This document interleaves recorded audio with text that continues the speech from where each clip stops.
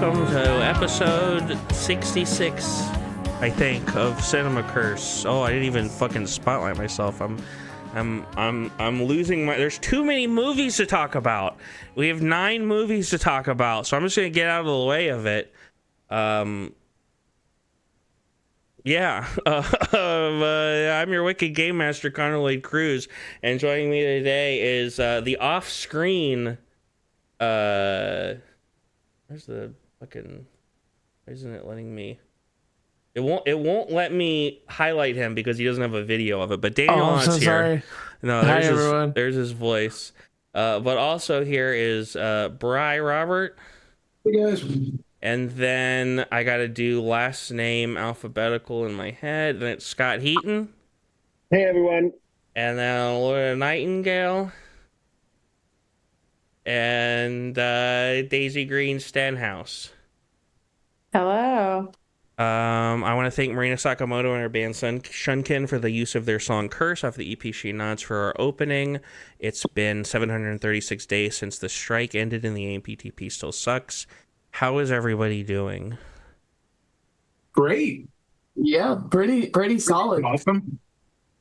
Everything's going Thanks, guys. perfect. Best days. Yeah, everything's fine. Great. Well, let's get this road on the show. I think I'll defer. Actually, we were gonna have Daniel do it, but Daniel's figuring some stuff out. So we're gonna go back to Scott, the other option. Right. And I've got so many backgrounds, and I'm forgetting which one. This is the one battle after. Here's a screen cap of Sean Penn from one battle after another. Scott, can you tell us what's going on in one battle after another? What's this one about?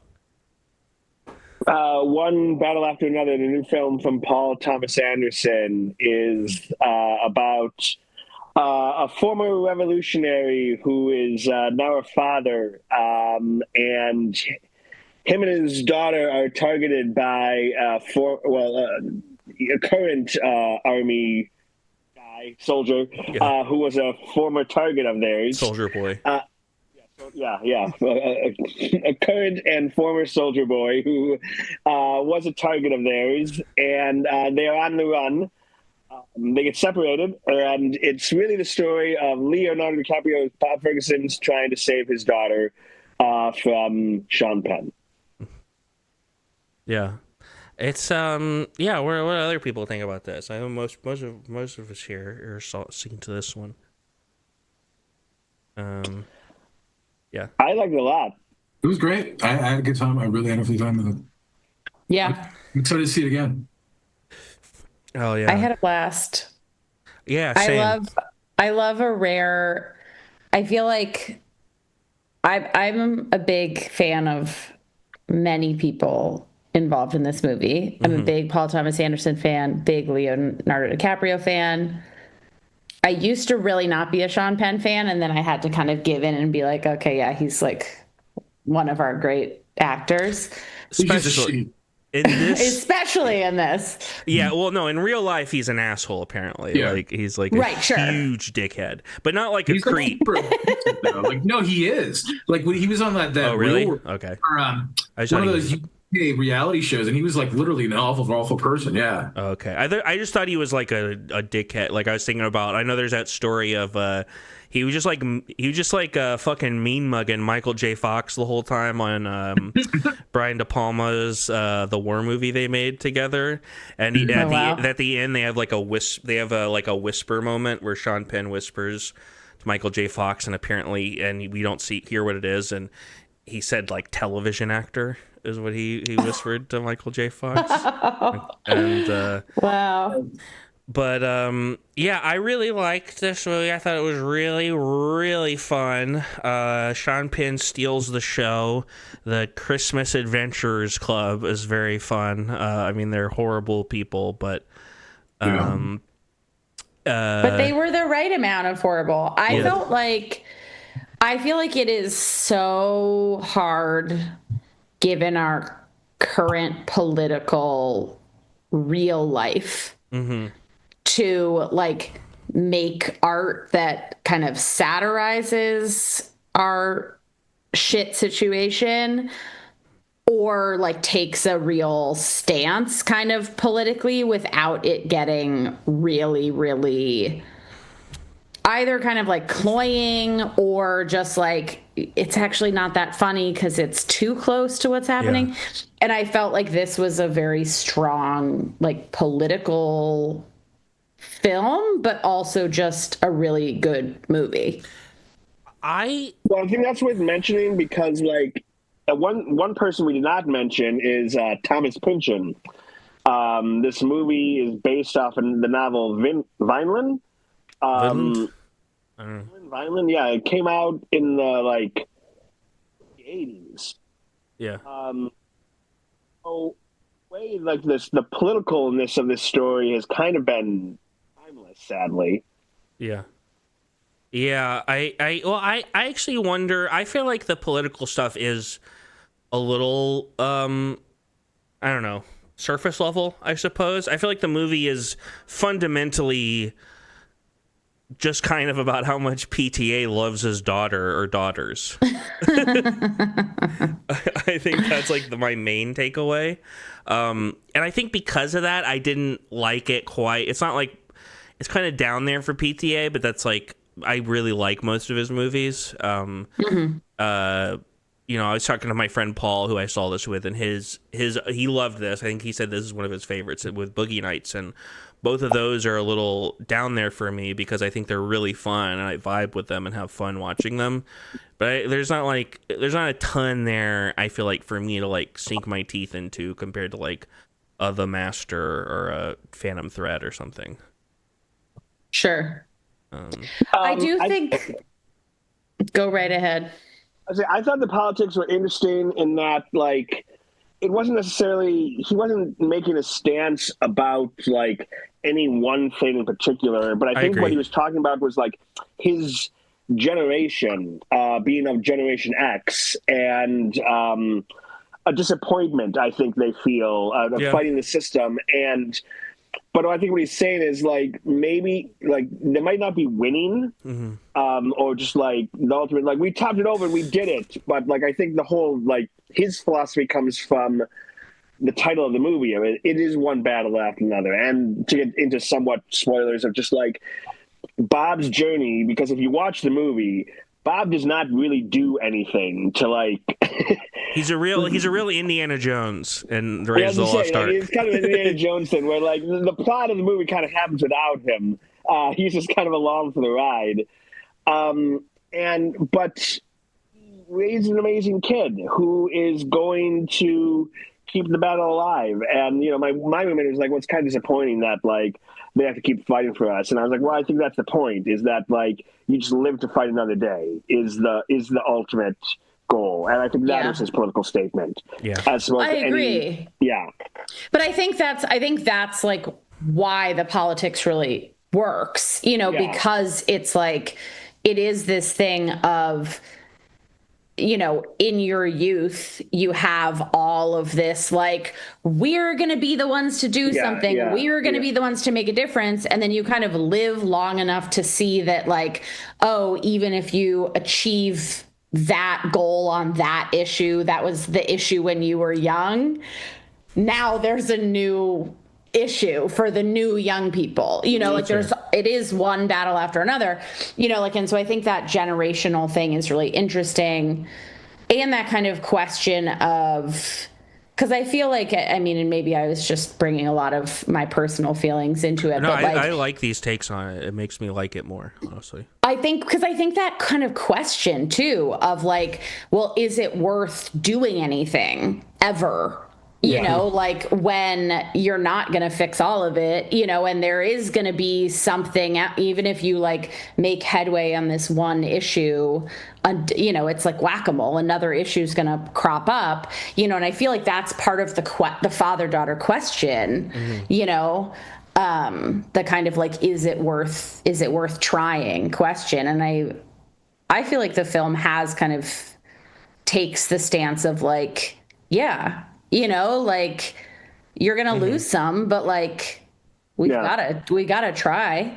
And I think also he was saying that like in these battles, it will almost certainly be women of color who lead the revolution, while like the white guys are even allowed to just like in the 10, I think it's like 15 years from the beginning to where most of the movie takes place, Bob was allowed to fall in an alcoholic and weed-filled haze, where some of these others just either did not survive to or just had to keep fighting just because of the world they lived in.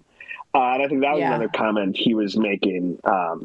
So, yeah, I think like that's why like it was interesting that the politics of like the particular like the Christmas Adventurers Club and the white supremacy did sadly fit with what is happening now, but in a weird way, I feel like it would have fit.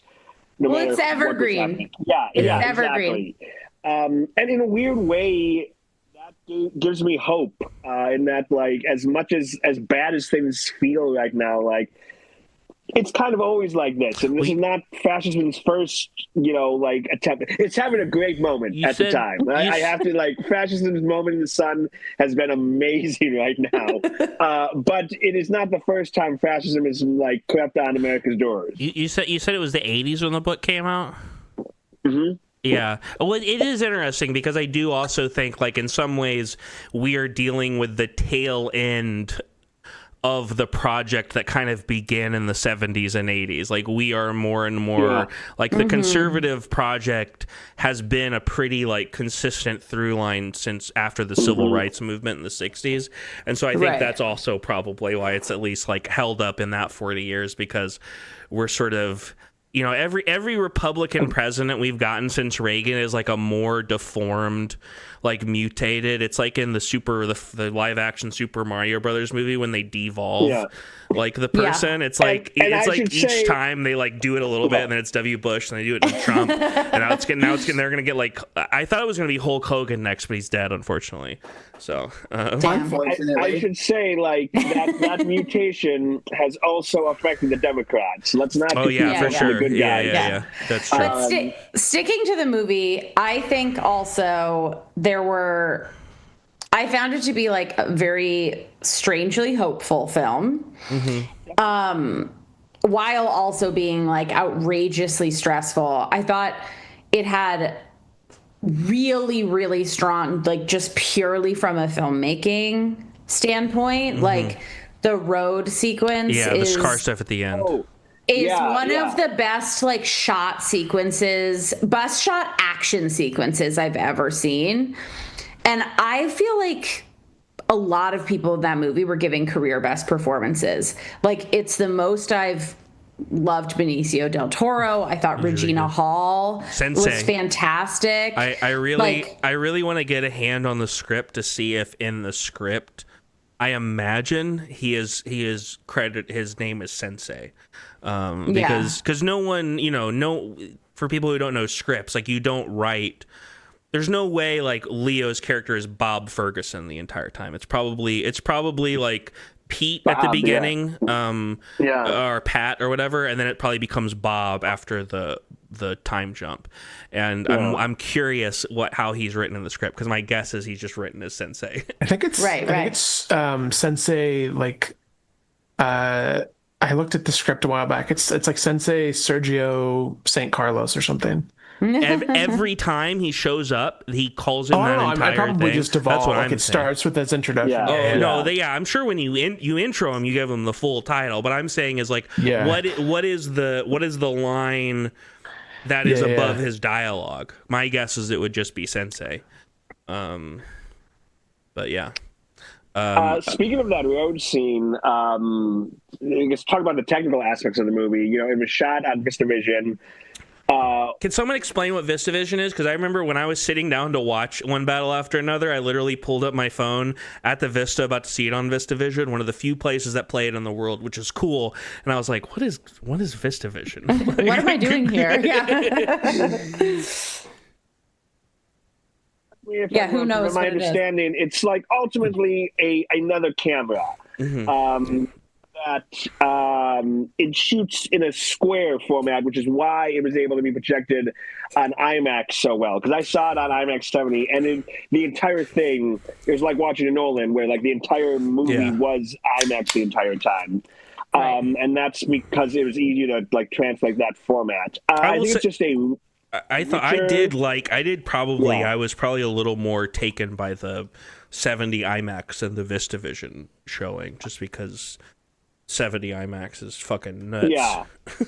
It's essentially just it's like it's 35 millimeter film, but they shoot horizontally instead of vertically, so it gives it like a boxier image. And it's weird. All of the format stuff is like the IMAX 70 was technically cropped like the slightest bit from left to right, so the VistaVision is like the most boxy, I guess.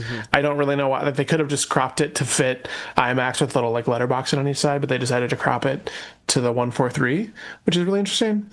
I think to make it special. And isn't part of what's special about the display on movies have been shot on VistaVision more than they have been projected on VistaVision, right? Isn't that? Yeah, there's been a trend in the last few years. Like I think The Brutalist. I think one of the movies we're talking about today was shot more on VistaVision than One Battle After Another, actually.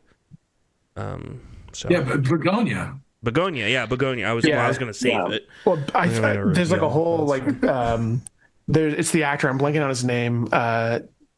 Bri, do you know who I'm talking about? That is restoring these cameras in LA. Oh yeah, yes, dude. I just it's like me. I don't have any free hands to Google it, but is it Kato Kalin?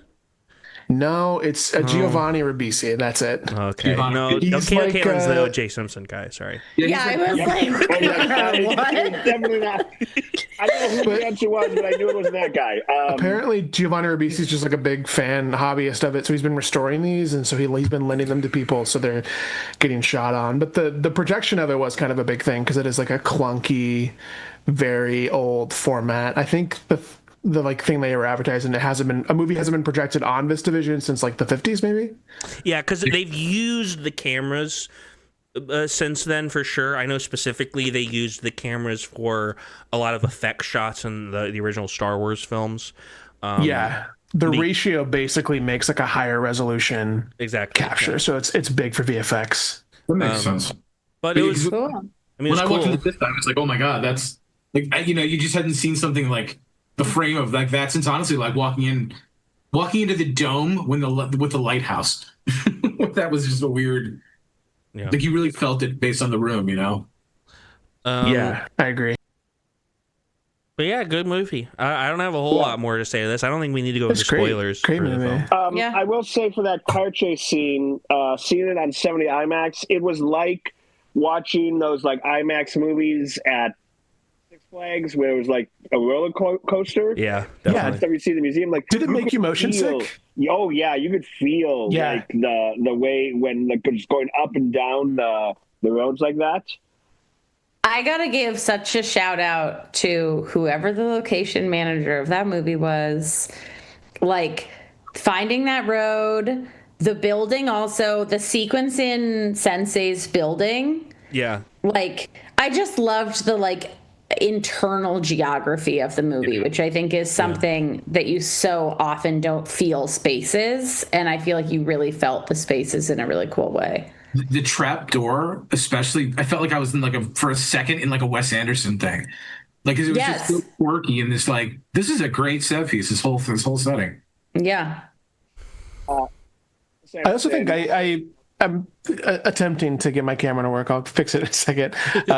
The Benicio del Toro stuff you guys were talking about is really interesting because I think too, talking about like especially the white people and versus the people of color in the film are controlling like are sort of the arbiters moving stuff forward for the revolutions, and someone like Leah is just around for it. But my favorite aspect of that was Benicio del Toro's sort of his calm collective like performance through it, because to him, he has a statement where he was like, this is my, I've been doing this is generations of this, like this is just my day to day. Right. Yeah. So while Bob's having the worst day of his life, Benicio's just having another day, like another problem he's dealing with in the best way. And I thought that was such a cool, never a thing to like sit down and have a conversation with, like it never spoon feeds you. Yeah, exactly. Made that like the most, I agree, like my favorite Benicio performance. I think his character's so interesting.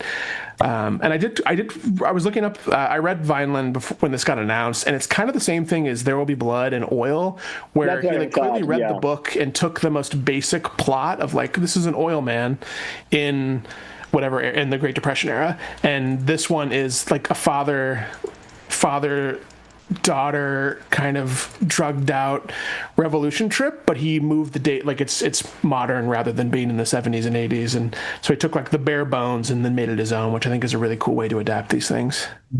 Totally. Well, let's move on to speaking of. Oh. I just want to say one last thing about One Battle for Another. I feel it is Wes Anderson's The Departed, in that like he had nothing to do with it. It might not. Well, sorry, Wes Anderson. Paul Thomas Anderson, The Departed. No, it was in that like it might not be his best movie, but it might end up winning the most awards, because I feel it's a movie that the Academy can wrap their head around in a way that like The Master and There Will Be Blood just they can't. Yes, sure. I think it's going to be his, like, this is his year. He's due, basically. Even if it's not my favorite. And I think he totally, it's like how I feel with Nolan and Oppenheimer. It's not my favorite, but it's like one of those things where it's like, you know what? Like, he deserves one, so, like, why not this one? It's... I don't know if we'll go all the way, just because there's a lot of other great movies out this year that could arguably get, like, have their run. Yeah. But I do think he's got an epic screenplay. Yeah. They're going to want to award him because he's him. Yeah. And this is a movie they can award him for. So yeah, I think he's going to win an adaptation screenplay at the very least. And it could win a bunch more. Well, speaking of adaptations, let's talk about, let's move on to, I got this sultry picture of Oscar Isaac behind me for us to talk about Guillermo del Toro's new adaptation of Frankenstein, Mary Shelley's Frankenstein. Luna, can you tell us what happens in it's it's Frankenstein, but... Well, okay, picture this: you're on a ship, there is ice around you, and there is this crazy guy who keep shouting stuff about someone who is coming to kill everyone on the ship. And that someone is Mary Shelley's Frankenstein. Yeah, I saw some memes online that were like, it was the ship captain. It's like the face of a man who's about to be trauma dumped on by two strangers. That's exactly what this movie. That is the plot of the movie. Yeah, it's split into two parts: Victor's side and the creature's side. Mm-hmm. I really like that they went with the creature instead of Frankenstein's monster, because that's a lot more faithful to the book. And that structure, I think, is faithful to the book as well, in terms of and yeah, it's a great, lush, gorgeous adaptation of a story you definitely know, with themes you also definitely know, but it's just a great, really good adaptation. Great performances, especially our two leads, especially Elordi, I would say. I'm of the opposite opinion. I think Oscar Isaac kind of carried this whole movie more than Jacob did. He's pretty great in it too. I will agree. I know. I think it's interesting. He talked about how working with Del Toro, he called it like making a movie with my tia. That's a quote from him. And he said Del Toro kept using like Latin American telenovela things to direct him, like in terms of stage direction he would give him. If I was in Oscar Isaac's shoes, I would say the same thing. I love that man, and I also love Del Toro. Yeah. Like Del Toro mentioned having like wanting to do Frankenstein for such a long time, and he mentioned it in like an interview where he talked about how he loved like monster movies and like tragic love stories, and how a lot of the people who are seen as the most dangerous are actually kind of the most kind. Yeah, I mean, it seems right up his alley considering his filmography. It's like. I also think this movie is going to sweep like all of the Oscar categories. Fingers crossed, hopefully. But I think definitely. I understand that there might be a little competition now. I think some of that art direction stuff for sure. Yeah, it'll definitely win. I think the courtroom scene should net Oscar Isaac an Oscar. Give Oscar an Oscar. His name please. is Oscar. I'm begging you. Yeah, it's literally his name. I have a question. Yeah. For the group about this that I've been trying to think about, and it kind of stems to Robert Eggers' Nosferatu too, which is that he's another filmmaker that is Del Toro, and with Nosferatu for Eggers, are they're filmmakers that have like defined their style, and so much of their like their love of cinema and like what they put into it stems from this subject matter. Like it's so important to them clearly, and then they get the chance to do it, but we've seen tidbits of versions of it throughout their work. Like they can't help it. Like it's so ingrained in them. Yeah. And so when they get to make it, it's such a weird thing because I find it like the most stunning production and like all these like incredible details, and it's like such a like Del Toro keeps his camera wide because he wants you to see like the craftsman at work.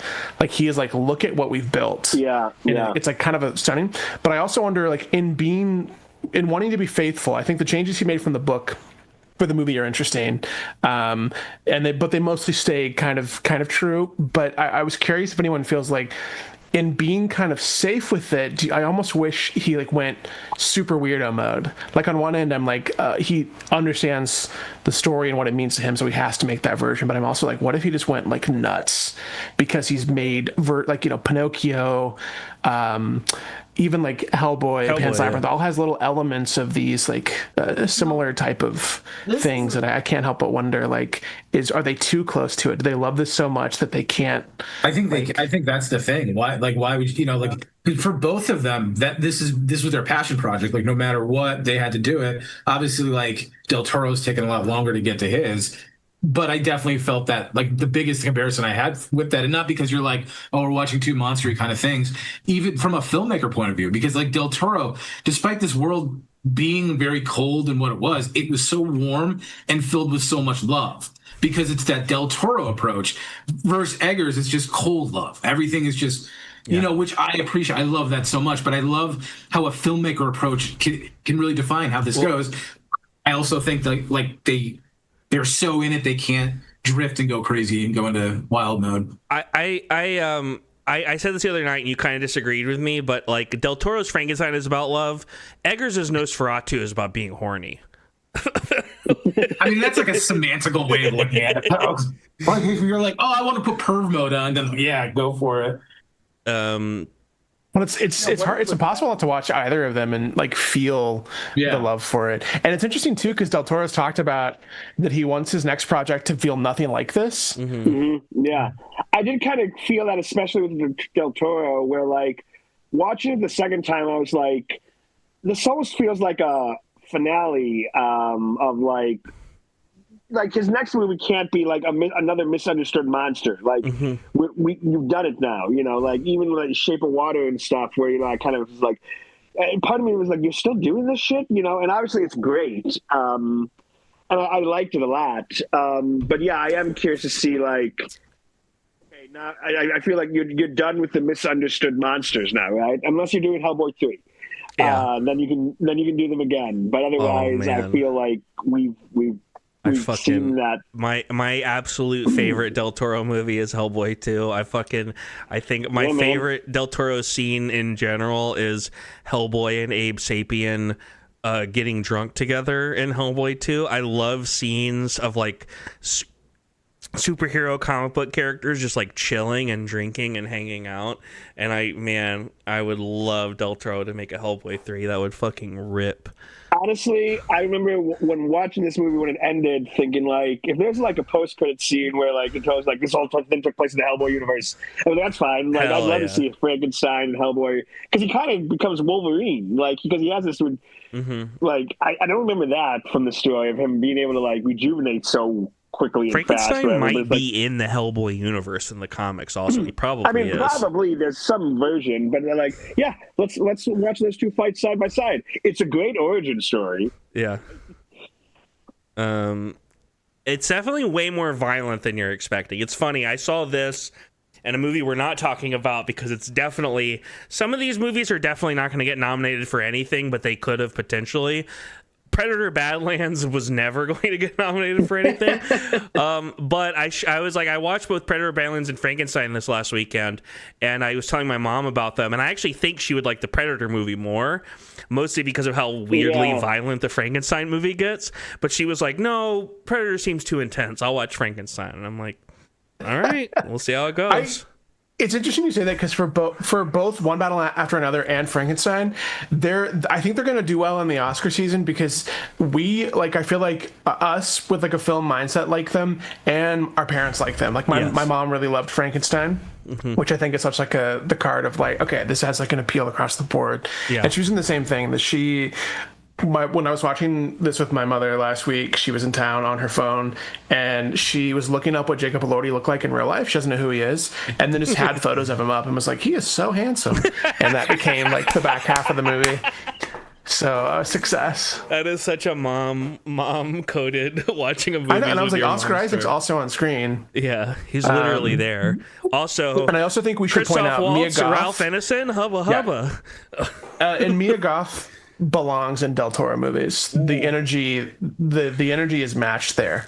Yeah, I fully agree. I think Mia Goth is actually Mary Shelley, and she's just been alive the last 200 years. I like that theory. I do. Mia Goth feels timeless. I know. I'm pretty sure he incorporated certain elements in the adaptation of Mary Shelley's real life into both the Victor Frankenstein character and Mia Goth's characters. Because Mia Goth plays two characters in the film. Well, one player character she plays for like 2 seconds. But although, that's very Oedipal-ness, and like he's in love with her, and all the milk he keeps drinking. Yeah. Daisygreen would have had a field day with this one. You're looking a little confused. Mia Goth plays Victor's mother, and then also plays the woman Victor falls in love with as an adult. I mean, that makes sense. That makes total sense. I think everyone. My husband reminds me so much of my mother. Yeah.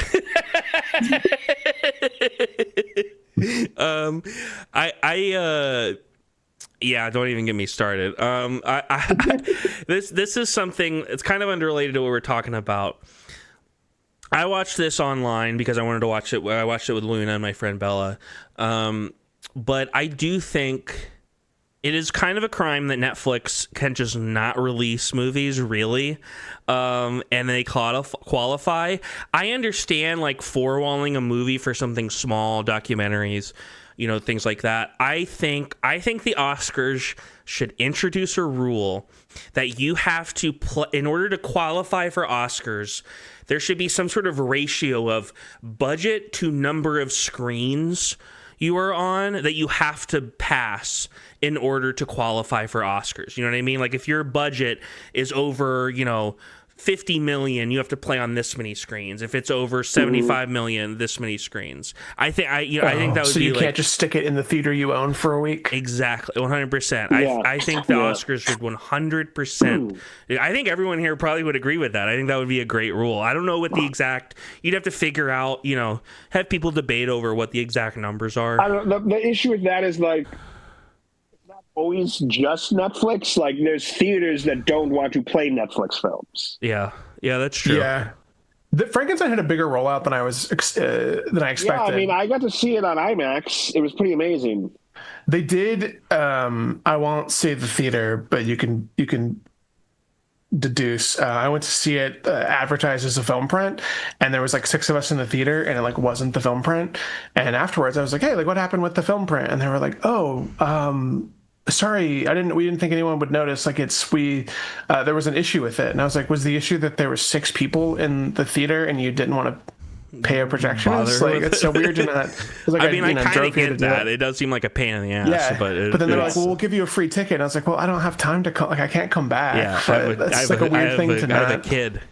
Yeah, just like shoot an email. Be like, hey, the thing you paid for isn't going to happen, which is fine. Happens. That's worth mentioning. Which theater was it? Was that the Egyptian? Yeah, it was the Egyptian. I think it's such like I get things happen, but like if you know ahead of time, like you're prepping these things a few hours before. Yeah. No, I would have been really annoyed. Yeah, because part of the reason I thought about seeing it there is because they were doing it on 35, as opposed to other places where I could have just seen the DC. And it was like the first screening of the day. Like had some downtime, and I felt also insane to like ask someone who has no part of the projection to be like, why wasn't it on film? And be that guy, but I was right, so I felt vindicated. My other hot take about Frankenstein, and this has nothing to do with the movie, but the creature is also Frankenstein. The creature is a Frankenstein. Not only is he a Frankenstein in the sense of a monster, but literally like he's his son. Like his last name should be Frankenstein at the very least. So is this like a Mario situation, and his name is just Frankenstein? No. His name is, I think his name is Adam Frankenstein, technically. Typically. But he is a Frankenstein. So Frankenstein is being used as different. I mean, I'm sorry, the English language evolves. Like, you know. Yeah. Like, sorry to Frankenstein purists, but gay doesn't mean, you know, happy and carefree anymore. I mean, it does for Adam Frankenstein. I've met a lot of gay people, and I'll tell you this: some of them are happy, but I don't know if carefree is the definition I use for anybody I've ever met. Okay, yeah, carefree, yeah. But yeah, that's all I got to say about Frankenstein. Anybody got anything else? It's great. I liked it more a second time too. I think. Yeah, me too. I think it's quite good. I'm definitely gonna have to get it on physical media. I hope someone picks it up. It gets a Criterion release. Yeah, I could see that for sure. I just want to walk through of the frozen body set. That's all I want. That'd be cool. Those sets were fucking sick. Well, let's move on. I'm gonna throw it over to Bri. I got a picture of all about Jesse Plemons. I got this incredible picture of Mr. Plemons behind me. Bri, can you tell us what's Bugonia about? Bugonia is the latest film from Yorgos Lanthimos. It's basically Emma Stone and Jesse Plemons back and forth together, and then a middle character in between, and it's just an incredible thing. It's basically about a conspiracy theorist and his cousin who believe that this big corporate CEO, who's played by Emma Stone, is an alien, and he's here on Earth to destroy Earth. And so they basically have a plan. They kidnap her, and a lot of stuff goes down. Basically, that's great. You nailed it. Yeah, I feel I say thing with Scott. I know sometimes I feel like I don't want to draw too much attention to it. Sometimes you get self-conscious about doing the intros, but that was perfect. Yeah, that was. I feel like pointing out that it was perfect probably undercuts it. But my friend Fafner every time he sees the title, he's like, "Bug on ya! You got a bug on ya!" But yeah, this is great stuff. Not my favorite of his dark comedies, but I do love his dark comedies. So it's also like top 5 of the year for me so far. It's decidedly my favorite of these movies we're talking about tonight. And maybe Jesse Plemons' best performance, unironically. It's the most Plemons we get, and I think that's what it is. So good. He's so fucking good. What we mentioned earlier, Shaun of Vision looks great. And such an interesting premise and thing to explore, because I mean, I think one of the most, this isn't a huge spoiler for people who haven't seen, but you can get into this pretty quick. But even if Emma Stone isn't an alien, she's still a fucking CEO of like a huge company, and like the movie does not shy away from the fact that makes her a bad person anyways. Yeah, the layered metaphors are pretty front on you for sure. I loved it. I mean, I think like I think the best thing in a way was having Emma Stone and Jesse Plemons, but having Aiden, that actor in the middle, who was actually, he played an autistic character, but Yorgos actually cast an autistic person for it, somebody who wasn't an actor basically. So, and I really made this extra authentic layer, I think, and especially against that talent, because if you just have the two of them back and forth, you're just having that crazy talent fest. But having him in the middle was this authentic, genuine. Yeah, he holds his own. Yeah. Those two powerhouses amazingly. And that's what Yorgos even said. Remember he said at the Q&A that he was like, they found him like first or second right away, and they were like, we got to see more people. Like, you know, there's no way we found him as quickly. Turned out that ended up being Aiden.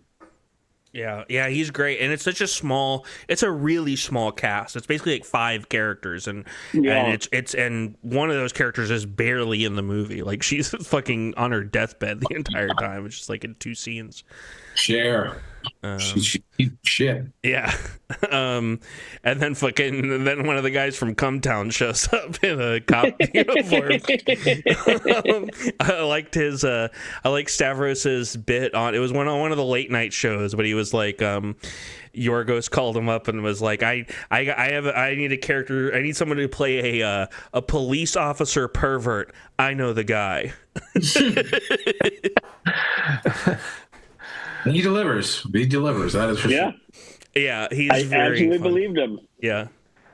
I hadn't seen the trailer when I went to go see this. I just saw you guys hyping it up. So I went, and like halfway through I was like, this feels like this South Korean movie I really like. Yeah, it is. And then it didn't click to me till after. I was like, oh, it's a remake. Yeah. But like a very like Americanized in a good way version. Yeah, Save the Green Planet is the original film that it is based on. But my understanding is it takes the sort of bones of that movie, but is a pretty different movie. Yeah, it's such especially like having 3 movies in 3 years, but they all feel like so singular and unique despite sharing people. I think it's like so impressive. Like I imagine the shorthand you get from working with someone like that, kind of like a TV show to a degree. But Emma Stone at this point is kind of one of the most interesting actors working, like her decisions and what she does and her performance variety. But I think we've talked about this for years, probably on this podcast many times, is the Plems. Like the Plems, I think is just like one of our greats. Like I think life's a little bit better because we get to watch him on screen. 100%. Yeah. I mean, since Friday Night Lights. Exactly. Since Friday Night Lights. Yeah, absolutely. I don't really get starstruck, but I think I would like bow and kiss his boots if he requested. Dream Blunt rotation, Jesse Plemons, Kirsten Dunst. Hanging out and with also, them. I was about to say, like, it feels like he deserves to be married to Kirsten Dunst. That much talent, and she deserves to be married to him. You know, like they're both. They deserve. That's a beautiful. They're my last bastion of like believing in Hollywood love. If they break up, I'm literally gonna fucking jump to my death. In a video game. In a video game. Sorry, Twitch. Reasonable reaction for sure. Yeah, I almost don't want to go into the spoilers of the movie, but there's some interesting stuff that happens at the end that I think calls into question POV and stuff, and like whose story is this, like whose movie is this actually, whose story is it, and there's certain things that happen that I wonder if like they are a hallucination potentially of a certain character, but yeah, I think the consensus is strong enough that they don't even need spoilers. Yeah, people should see this one. It's a good one. Watch this one with your parents. They're gonna love it. Watch it with your parents. We're kind of in like a 2019 situation where there's so much good stuff out. Yeah, a little spoiled for choice. And then you got like no other choice, just like lingering around. Yeah, like that. Yeah, next week, excited. Are we ready to move on to the Smashing Machine? I'm thinking about Nigel Thornberry. I got this low-res rock picture behind me. Daisygreen, can you give me a summary of The Rock's The Smashing Machine? Yeah. It's a movie where The Rock plays is he an MMA fighter? Is that it's MMA? Did you even watch this movie? Okay. That's what the whole movie's about. Well, I just was asking like what league he's in. Okay, so he was an MMA fighter. He does a lot of fights in Japan for reasons they don't really get into. Fights. And it's, it's about him and his drug addiction and his wife, Emily Blunt. And his best buddy, who's also also a MMA fighter. Who I think you agreed with me when we were texting about this, Daisygreen. Bri, you're the only one who has seen this. I think my favorite part of the movie really was Ryan Bader as the buddy. Yeah. And he's a incredible performance. He's a real MMA fighter, and this was like a first performance from him, basically. Oh wow, really? And and then he totally, because it's like him, Dwayne Johnson, and Emily Blunt, and whatever you want to say about The Rock as like an actor or whatever, he is like a professional actor and stuff. And so to come in and be in this kind of Oscar-y movie and hold your own against the two of them, I think is pretty good. Not only hold your own, but honestly be kind of the most compelling of the three characters. I was going to say that's the only one that if something had happened, I would have freaked out. Yeah. Yeah, pretty boring. I mean, super boring. Yeah. I suppose I appreciate the commitment to telling something so sparse and straightforward, but it doesn't really like land the ship. Like, it's a cool idea to like do a story about someone who's kind of looked over in the history of the sport that's so much bigger now, and he's so much smaller. And there's definitely good moments like the end that kind of gets into that. But I kept thinking while watching this, I kept thinking about Brian Cox and Adaptation. When Nicolas Cage asks him the story of like, what if we make a story about like, the world the way it really happens, where like nothing really happens, then he just goes off on him. It's like nothing ever happens, don't you? And then he's like, fucking waste my time with your fucking movie if you think nothing happens. And some stuff does happen in the movie. But here's what's crazy to me is this is the most. It was sort of a baffling movie to me in terms of, and this it really activated my like screenwriter viewing experience, because it had all of the pieces to be a really good movie. Yeah. Right? Like the production value was there, the vibes were there, the cast was there. Yeah, I love The Rock actually. Like, and I think he's given great performances before, and I was excited for the the Safdies, with Uncut Gems took Sandler, who's also given great performances, and gave him another one of his great. So there was a part of me that was like, oh, this will be cool. Like I think The Rock can be really good, and I thought he was really good.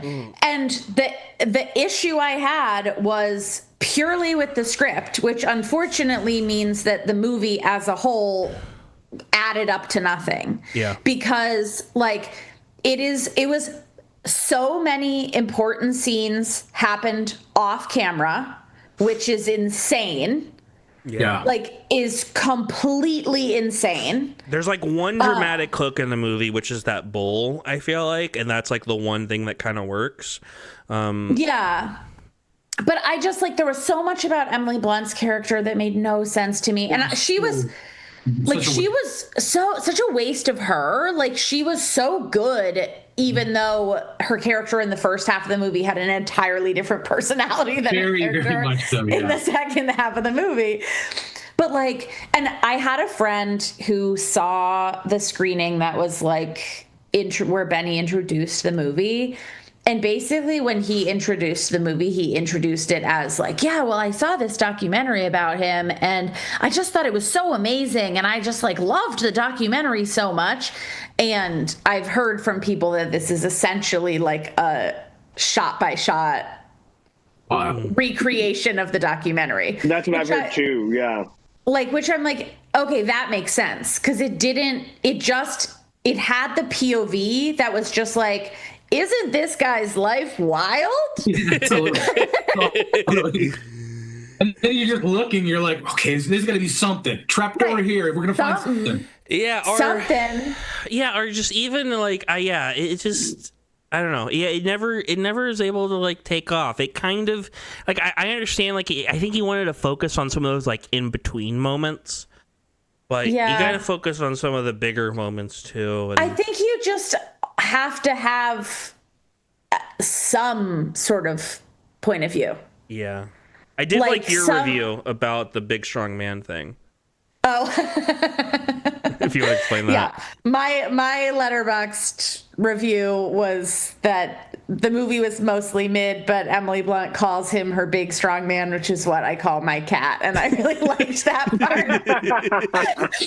And when that happened during the movie, and she said, "Who's my big strong man?" I turned to all my friends, and I was like, "That's what I call Edgar." Yeah. Yeah. But yeah, it was, it was like... It's my least favorite of these. Oh, yeah. It's just such a shame to me. Like, it's so hard to get a movie made with good scripts. Yeah. Like, it's just such a shame to me when you have all the pieces and no one at any point was like, buddy, let's get some story up in here. Something needs to happen. Something's gotta happen. Have you heard of Chris Benoit? What if he freaks out and kills his whole family?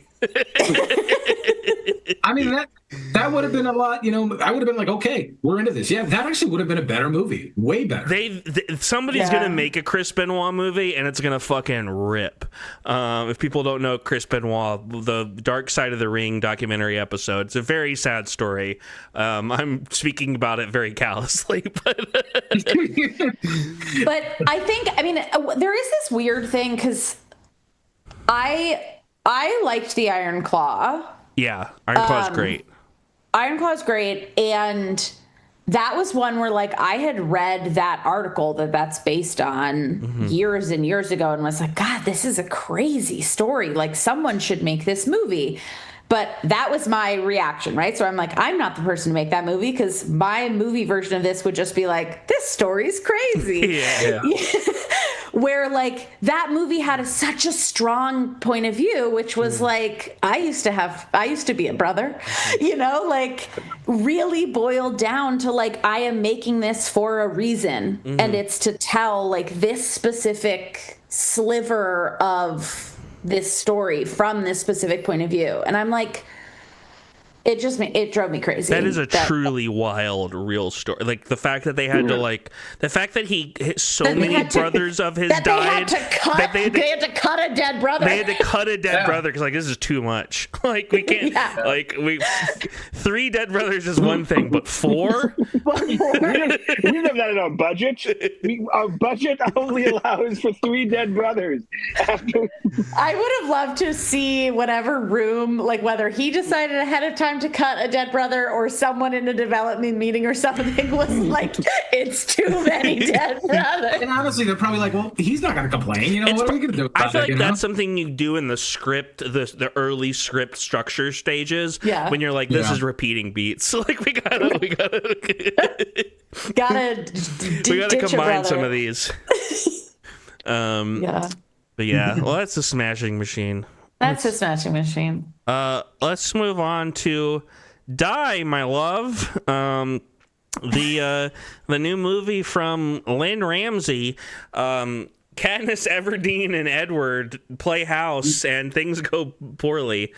Jennifer Lawrence has a real bad time of being a mom. Yeah. And it's a Lynn Ramsey movie, so it's kind of a lot of vibes. And I thought it was okay. In terms of, like, movies about women having a real bad time, and it's also about motherhood and absent men, I'll take the next movie we're talking about over it. But yeah, I'm gonna back up and let other people talk about it. What do other people think about this? Okay, I personally hated this movie. I've thought about this quite a bit.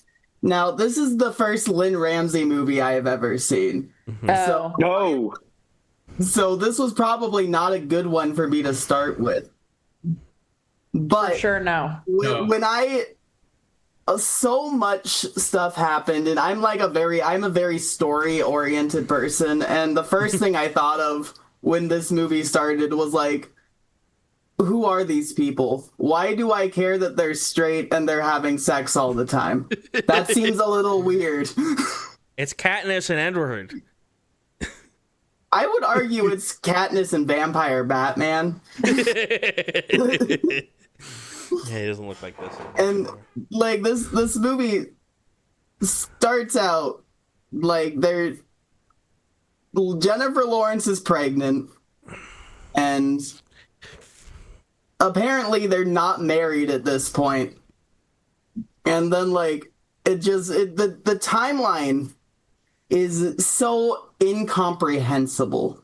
Well, I think it kind of like jumps around a lot, just randomly, and some of the jump cuts are just like difficult to follow, in my opinion. I think what's interesting about the timeline stuff is that the non-linear timeline stuff is used. This is not to totally interrupt, but this is my big strong man right here. Edgar cameo. I think what was weird to me, I definitely liked the movie more than Luna. It's not even my second least favorite of these. It is my third least favorite of these movies we're talking about. I thought it was like there's such a subtle use of the non-linear stuff that I kind of was like, why bother? I was kind of like, there's like two different sets of scenes that are basically flopped timeline wise, and where I'm just like, okay, well, why? Like you know, if it was all cut up and it was really erratic and it was cutting all over the place, I'd be like, yeah, that makes sense to me. But the fact that it did it almost never, I mean, like when it does it during the dream sequence, that I understand because it's a dream sequence. But yeah, I'll also say it's the scene when it goes back to her being pregnant. Is that the only one, that sort of flashback when the dad's putting on the shoes, or is there another one? Towards the end, they show the scene at the beach, which would technically, I think, have taken place after them getting to the house.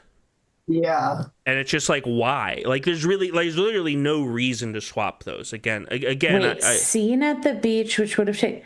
Oh, like that wasn't... Because that's like right after he checks her out, and then it's right before the scene where he shows her the house for the first time. So unless he took her to the beach for a beach day, in between checking her out of a mental hospital and taking her home for the first time, she also had the kid with her. Like the kid was like on the beach too. Yeah, with the other girls. Yeah. That choice was weird in and of itself. I have found that for some reason people hate title cards. Yeah. And I don't get it, because I spent so much time during that movie being like, wait, is she pregnant now? Wait, she had the kid?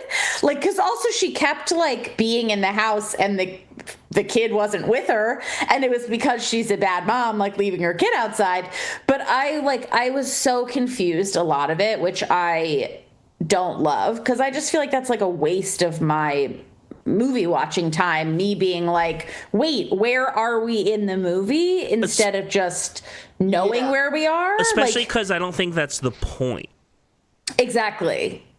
Right. The point is not to like confuse and leave you. Well, I guess some of it is like to confuse and leave you disoriented, but I had very mixed feelings about this one. Yeah, no, from some of the reviews I read on Letterboxd, a lot of the more positive reviews were talking about the like emotionality of the movie, which I think was the main point of everything. Like it's the type of movie that's meant to invoke reactions out of you. I do, even if those reactions are like cancerous.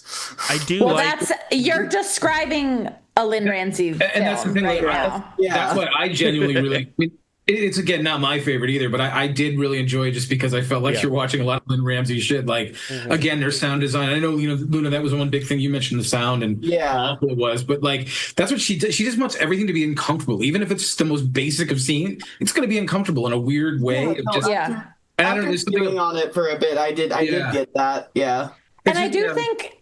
I mean, this was something during like We Need to Talk About Kevin, which I think is a fantastic movie that I absolutely the only uncontroversial Ezra Miller film. Yes, like. But honestly, you'll be into it with this character. It makes sense. It all works. Yeah, but it's also like it's one of those movies that I'm like, wow, incredible film. Could not pay me to watch it again. Like, okay.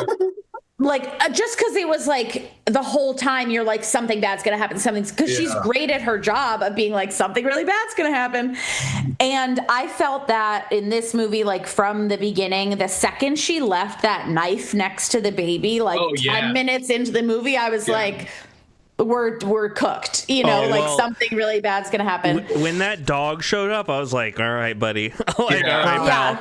I was like, you're not long for this world. I really wish that eventually we can just remove the aspect of movies where the dog dies. Let's just remove that from film entirely. Yeah. Let's have happy movies where the ending is that the dog lives happily. I did like Jay's review about Daisygreen about this is what people who said they were going goblin mode were afraid to actually do. And I will say, like, I thought their performances were good. I think they're both very, very talented actors. I wish there had been more Rob. Like, I started to feel like very kind of repetitive with the Jennifer Lawrence's character, and like I get that it was very much from her POV, which I respect, but like it started to just get. Like, okay, we get it. Like, she's alone in the house. She's pissed that she's alone in the house. She's bored in the house. She's in the house bored. She's bored in the house. She's in the house bored. We get it. Hey, Mickey. Mickey. Hey, hello, Mickey. But I just feel like there are different versions that we kind of could have seen of that. Like, one of those being Rob is home and she's still like, why aren't you paying attention to me? Like that's a different flavor on, because like someone who's in the mental state that she's in, it doesn't matter what the circumstance is, she's going to bring her crazy to it. And I felt like it missed that opportunity to see that, like, other than the one party full of normal people that we see them go to, like, or their wedding, which I did think did a good job of it, of the kind of like, oh, she's so fun, we're all drinking and having fun, and then everyone kind of realizing like, oh, one person's having like they're having a different experience of this evening than I am.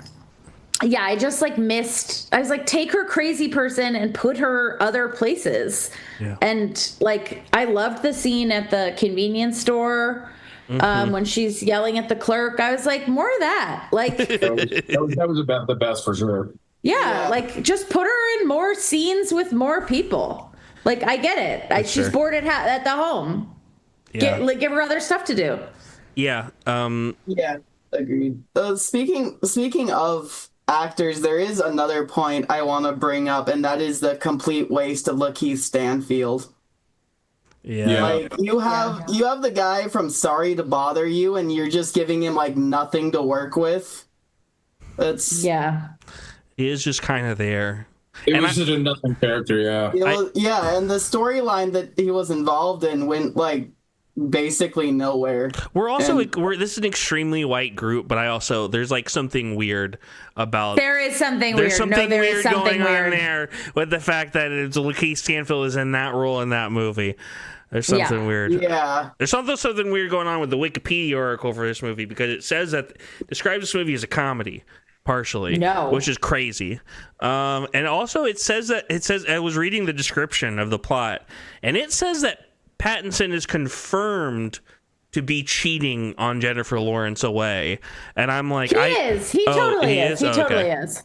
Okay. Yeah, no, that after I thought that he wasn't at first, but like the scenes with the condoms, the condoms, there's like 3 That's new true. condom boxes. He's for sure cheating. Yeah, definitely. I guess that's fair. That's something I didn't notice until someone brought it up to me after the movie, so. But I was even just like, I want to understand. I wish it had been more of a two-hander, like, because it became, I thought it really was going to be about kind of these sorts of toxic relationships, like, especially when you have 2 people with their own shit who have, like no way of dealing with it healthily.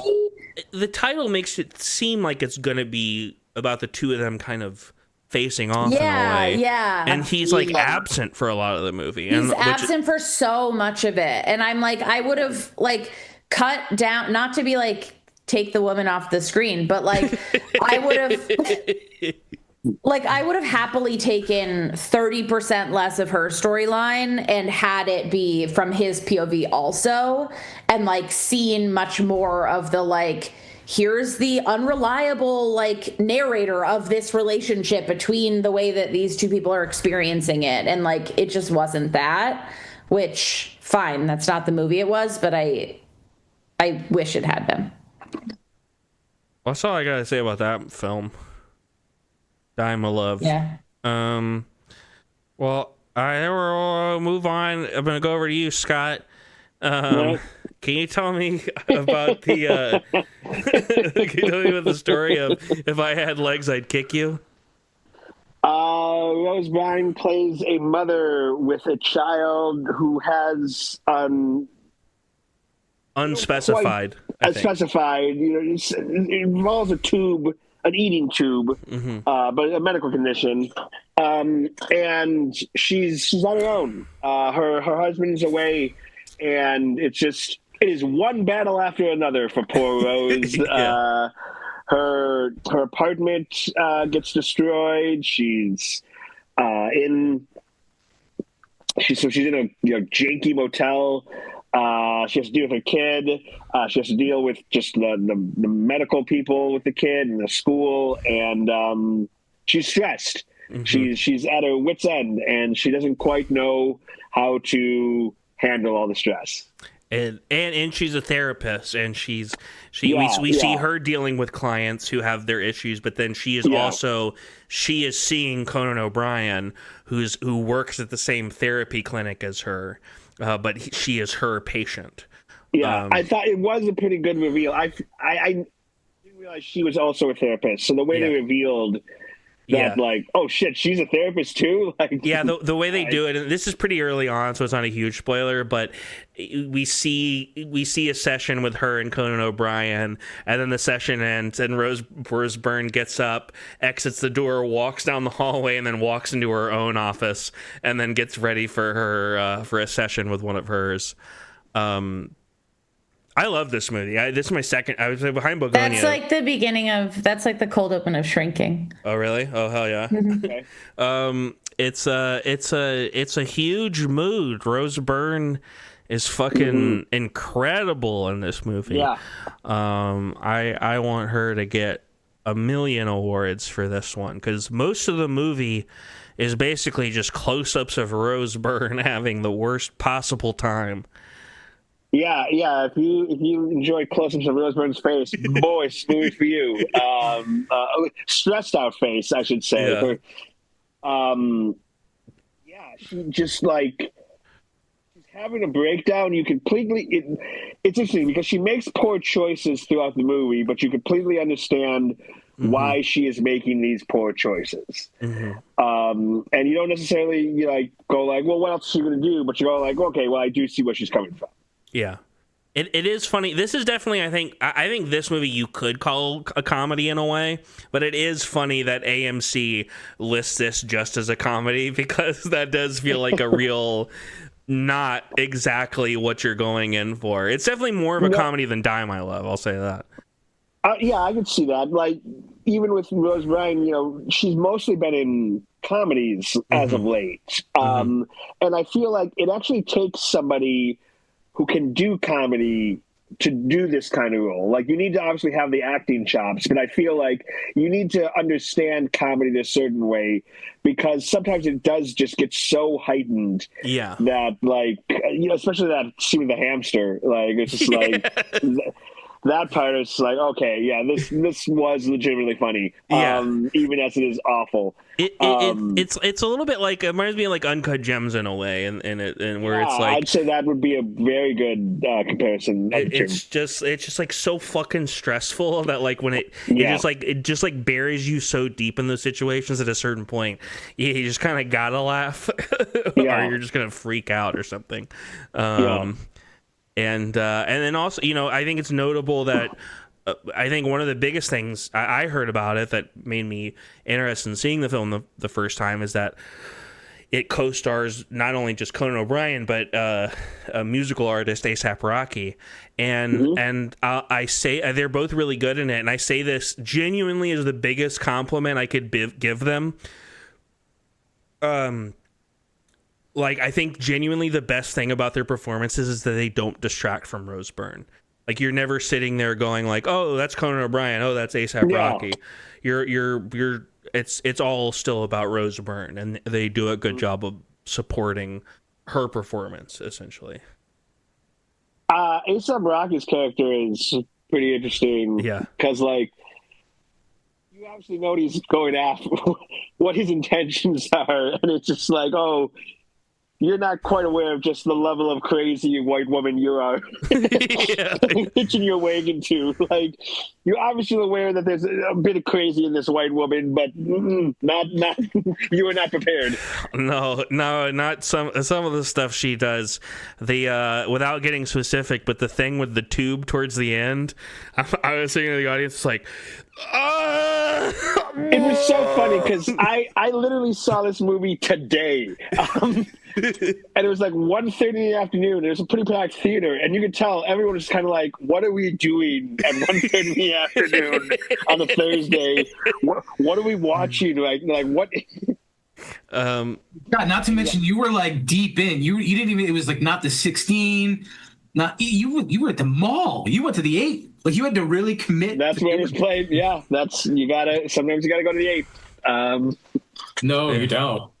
But yeah, really good movie. A lot of cool visual stuff, and an interesting visual choice they make with the kid character too, to never really show her, which I'm sure partly was just like I'm sure that made making the movie way easier.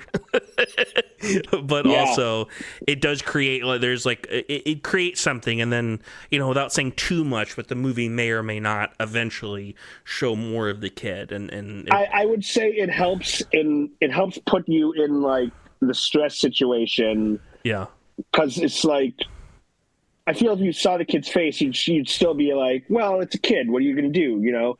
But instead, you just hearing that voice, you want to be like, shut the fuck up. I do that, like, which I'm sure is exactly how she feels. I feel like it should be watched. It should be shown to all high schoolers. Like, anybody who's even pressuring someone or feeling pressured into having sex should have to watch this movie and just be like, guys, just so you know, this could be it. Be careful.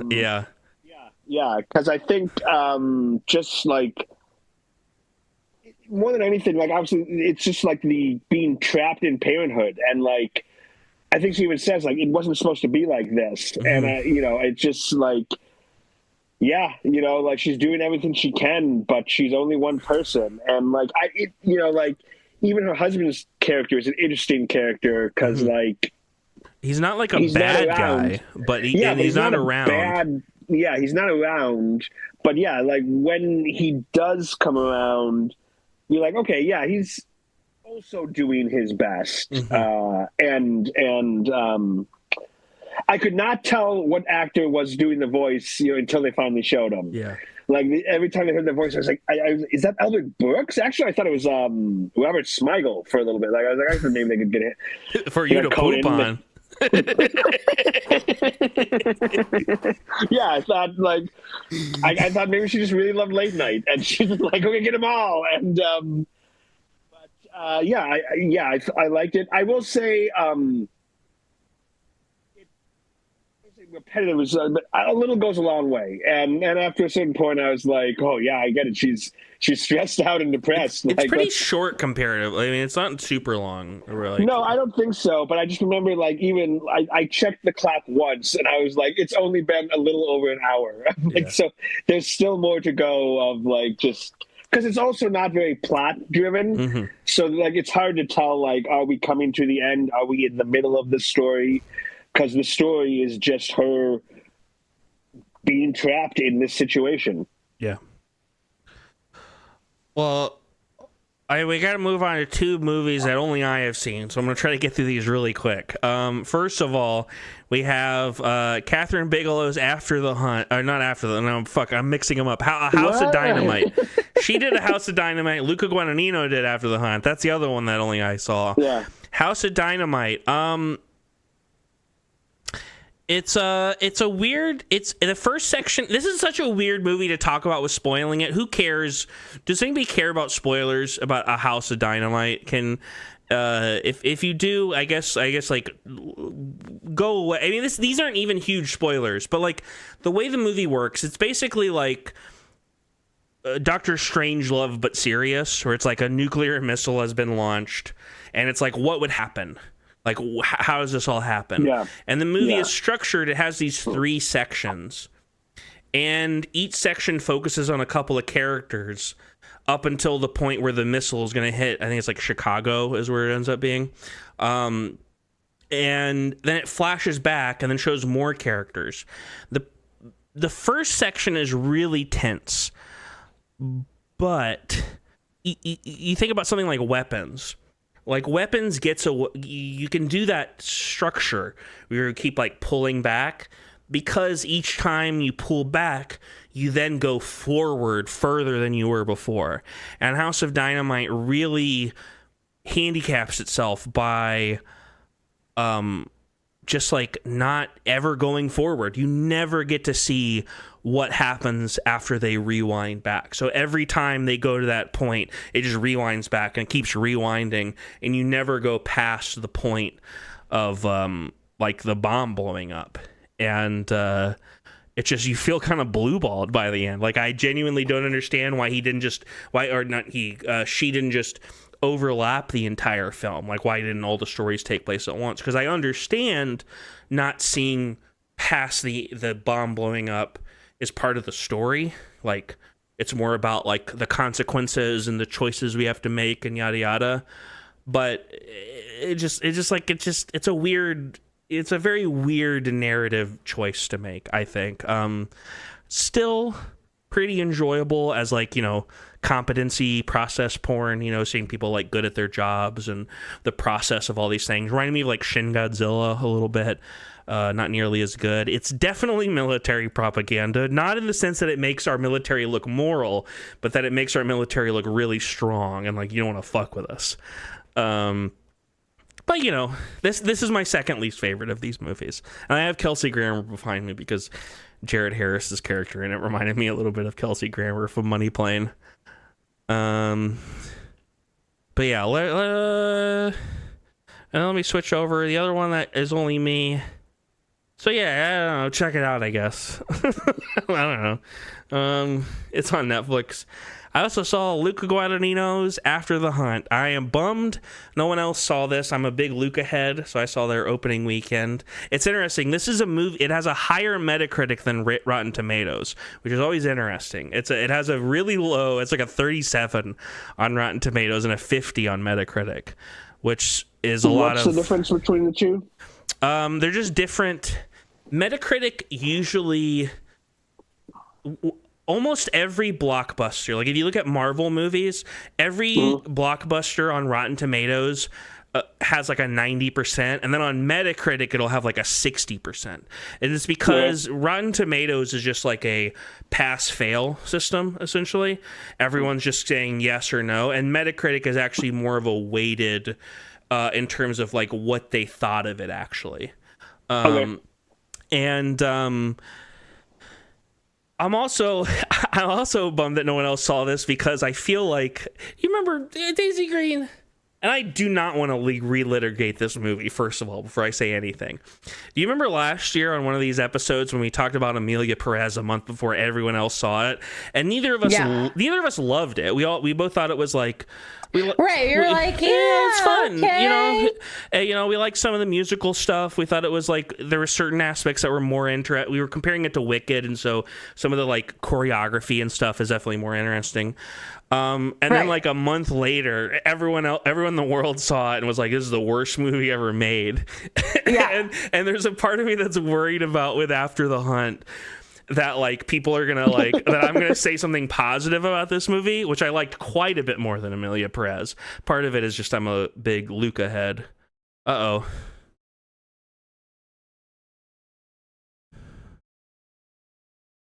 Yeah. Uh-oh. Wow.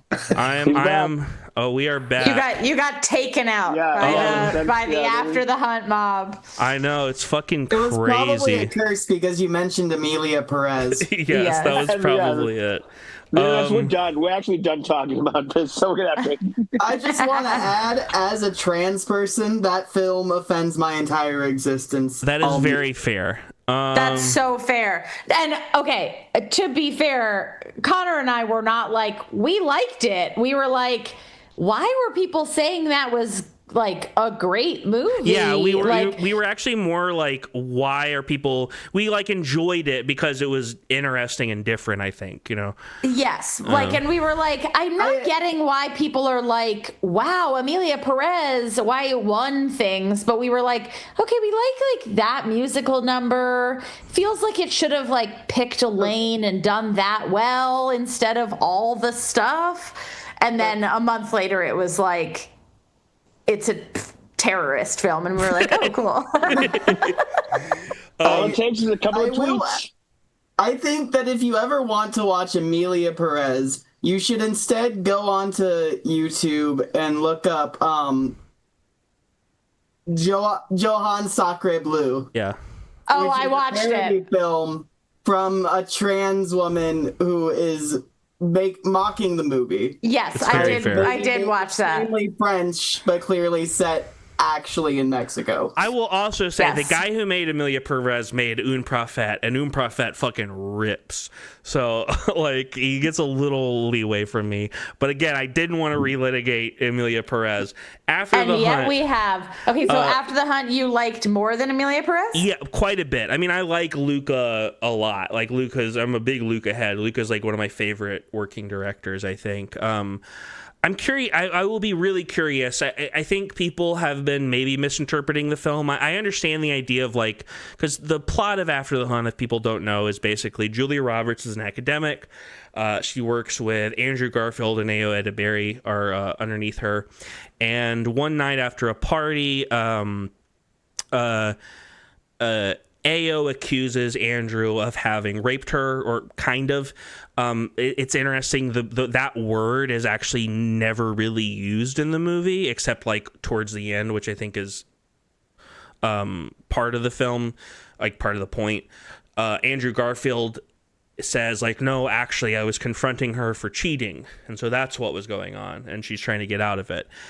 And I think the movie essentially has, and then behind me, Michael Stuhlbarg plays Julia Roberts' cunty husband, who's basically there just to like hang out, and have conversations with Julia Roberts. I think the movie has kind of two main things to say. One is just that different generations deal with things differently, and I don't think the movie is being negative about that or saying like this is right or this is right. It's just more so like examining that, Julia Roberts specifically is dealing with a chronic illness that is causing her a lot of pain throughout the movie, and she's basically not talking to anyone about this the entire time, and as it's like eating her up and killing her essentially. And I think the movie also kind of gets in the idea of like, even if someone, sometimes there's like this goalpost moving when people do bad things where it's like, well, I didn't do this. Well, I'm not a murderer, so how bad can I be? And I think the point of the movie is kind of like, even if someone doesn't cross this very specific line that you've given them, doesn't mean they haven't crossed a line. And I understand people not liking the movie because it is taking a kind of incendiary and thriller approach to a very sensitive topic. So that I totally get. But I really enjoyed it. And I thought it was good. And love those actors. I mean, Julia Roberts, Andrew Garfield, Ayo Edebiri, Michael Stuhlbarg. What more do you want? Who else do you want in a movie? Chloe Sevigny, she's in there too. And so, yeah, I will be interested in other people seeing it and talking about it, and hopefully not thinking that the fact that I like it means I'm like a rape apologist or something. That's the soundbite. That's what people are going to use a month from now. Is just, I'm a rape apologist. Yeah. Go ahead. You know what? Well, speak. I don't know. I can't. There's no segue from that one. Hey, fucking Daniel, do you want to tell us about our last movie we're talking about? Kelly Reichardt's The Mastermind, starring this hunk behind me. Sure. What a year Josh O'Connor's having. Mastermind is a film about an out-of-work contractor, guy who works with his hands, potentially wannabe artist, who starts up stealing pieces of art from a museum, and things start to spiral for him, and it affects him and his family, and you kind of follow him through that. But in the spirit of being a Kelly Reichardt movie, it is that I feel like that description suggests like a Heat level, like a heist movie, but it is the most slow burn, methodical, like vibe heist movie. Very, very fun and funny, especially in the first half. Josh O'Connor's great and adorable. Yeah, I don't have a ton to say about this one. If you like Kelly Reichardt stuff, which I really liked First Cow when that came out a couple years ago. Yeah, she's one of my favorites, and I think my favorite thing she does is that I kind of look forward to stuff when it comes out from her, because inevitably the top comment I get is that it's so slow and it's not about anything. And I'm always like, that's interesting because that's so wrong. Like, you're so incorrect. And this one I thought was stood out for being kind of just like, at least the way I took it, like very much like detachment and kind of apathetic people. Like, you hate yourself because you didn't get to do the thing you thought you were going to do, which I think is like a struggle in this industry, especially. And I also noted I think it's John Magaro. He was in Past Lives, and he's one of the two leads in First Cow, right? Yeah, he's in First Cow also. I'm not sure if he's known for anything bigger. He's in a bunch of stuff, but he's one of my like favorite First Lives and Past Lives. Yeah. He's just got one of the best voices. Like, I can listen to him talk. He should read audiobooks. I think he's so engaging. Obsessed with him. And yeah, it's great. It's very much like a vibe movie, though. I think the trailer actually does it correctly, but when you hear that it's a heist movie, it's a little misleading. I would say my one like critique of it, and I don't know if you would agree with me, like I totally, especially as I've gotten older, I love stuff when it takes its time and shows process. Like, I love the sequence where he's putting the fucking pictures, because they're stealing paintings from a museum. When they're putting the paintings in the barn to store them, we see like every moment of it. I do feel like the last third, there's some like repetitive beats and stuff, and I feel like for a movie that's nearly 2 hours long, the latter half doesn't have a lot of narrative in it. And I do wish it was a little tighter in the back half. I do agree what you said about, I love the very last scene. The very last scene's great. Yeah. I kind of feel like it does that to make the last scene work, because you sort of expect more. Yeah. He sort of, it kind of like gives you this, that it's going to keep going, and then just is over. I think there's probably like you probably could trim out a little bit, but I don't want to insult her. I was writing down before this, because in talking of Josh O'Connor, this year he has Rebuilding, The History of Sound, The Mastermind, and Wake Up Dead Man, and I think any four of those is correct in being one of the best performances of the year. I'm very partial to Wake Up Dead Man. I think he's incredible. But he's really one of those. Like, I wasn't super familiar. I knew him from like Emma, but then Challengers and La Chimera last year really like locked him in as like one of the best people working. Well, that's one movie. That's a lot of movies. I think we gotta have a relief from our movies, so it's time to move on to Connor's Wicked Game, sponsored by Chris Isaac. Every week, like Jigsaw, I like to play a little game. I knew we were talking about a lot of movies, so I wanted to make something extra simple, extra straightforward this week. So we're playing a new game I've made up. Was that not nominated for that? I'm going to tell you the name of a movie and an award it may or not have been nominated for. It's mostly Oscars, so assume the Oscars unless I specify. You have to answer for 1 point. Was that not nominated for that? So either yes, it was not nominated, or no, it was nominated. Is that all perfectly clear? For 2 more points, tell me what won that award. That first thing will be whatchamacallit, just 1 point. And then lastly, sort of like Mario Party, there's going to be a special 3 points given away at the end, but I'm not going to say until then. So, you know, it's just there's a little extra prize. I always like putting a little extra thing. And you know, I didn't want to do I couldn't think of like a Final Jeopardy thing that made really any sense. So I think we're going to start with you, Daniel, because I always start with you when you're on, because you're pretty knowledgeable about the movies. Daniel, was Zodiac not nominated for Best Picture?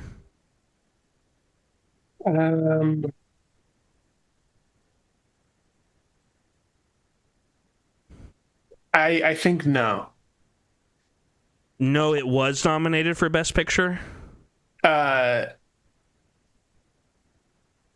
I think it was not. So yes. Yes, I agree. It was not nominated.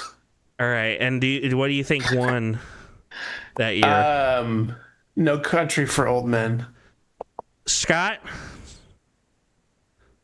I'm going to go with Daniel's answer. Both of those sound great, yeah. Cool. Bri? Yeah, I'll go the same. Luna? Yeah, I'll also copy that.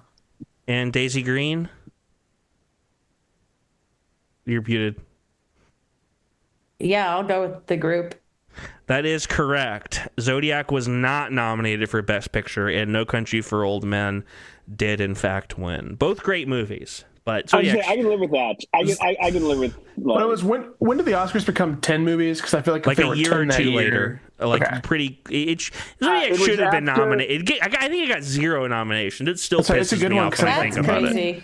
The movie fucking maybe like visual effects. It was 2 years later because it was after The Dark Knight. Yeah, and that was another one people got pissed about.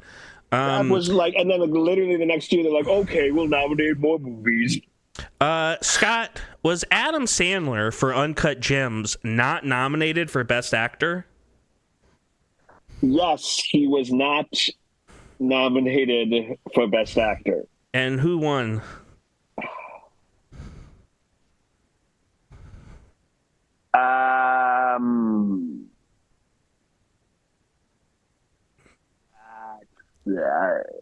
You gonna pass?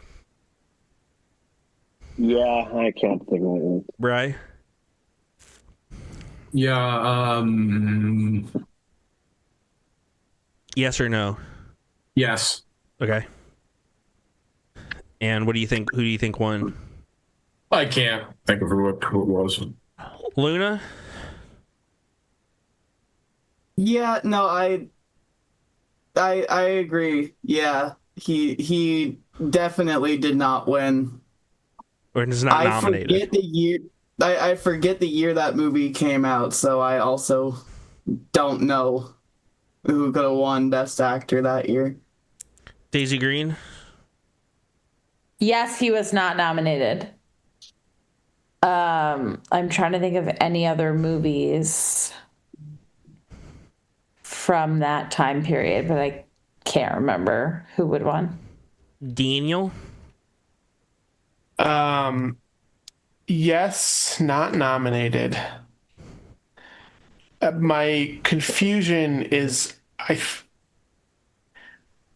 for something weird happened. I mean, the pandemic weird happened, but I don't remember when stuff. It was like a weird year where there's like over. I don't remember. I think I believe it was with Parasite's year, and I think that was Anthony Hopkins. Oh, congratulations, Daniel. Slap rant. You're wrong. The guy who Can I guess who it was? Not for points, but I think I just remembered. Yes. Was it Joaquin Phoenix? Yes, it was Joker Phoenix for jaywalking, the Jay Leno story. Ah, damn. What? I'm Joaquin Phoenix for Joker. No, you're right. Wait. Joaquin Phoenix won Best Actor for the Joker? Oh, Yes. Yes. Yeah. Was I under a rock for that? Nope. You purged it to free yourself. Second person in history who's won an Oscar for playing Batman's evil crime clown. After Jared Leto. Gonna get you that. Gonna get you. Yeah. Yeah, after Jay Leno. This is complete. Wait. No, it wasn't. Jared Leto won Best Makeup. Yeah, I whenever we talked about Tron, I would call him Jay Leno, and I posted all these clips, and this like lady on TikTok keeps going like Jay Leno, and I'm like responding with like, yeah, the guy in the new Tron movie, and she's. All right, next up, Bri, was Adam Sandler's for Jack and Jill not nominated for Worst Actress at the Razzies? Wait, I'm so sorry. Can you repeat that? It goes to Bri first. Was Adam Sandler for Jack and Jill not nominated for Worst Actress at the Razzies? Was Adam Sandler not nominated for the? Oh, that's right, Jack and Jill. I didn't see that movie. I just remember what it was though. He plays his own sister in that one. I just realized. Yes, it was nominated. Yes, nominated. Well, it'd be no, it was nominated. Sure, it was horror. Yeah, not nominated then. Luna, and do you have any guess of who won that award? No. Luna? Okay, no, they were nominated. Mm-hmm. But I like the use of they. I believe it was Kim Kardashian in Disaster Movie that won the award that year. Yeah, saying Daisygreen. For worst actress. No, he was nominated. Can we get the year? I have no concept of when this movie came out. 2011. Oh, then never mind. Ignore my answer. 2011. Who had a worse performance in 2011? Fuck it. I'll say he won. Daniel? Yeah, I agree with Daisygreen. I think yes. Wait. No. Yes. No, he was nominated. I think he won because I think that was the year that I'm blanking on his name from Al Pacino.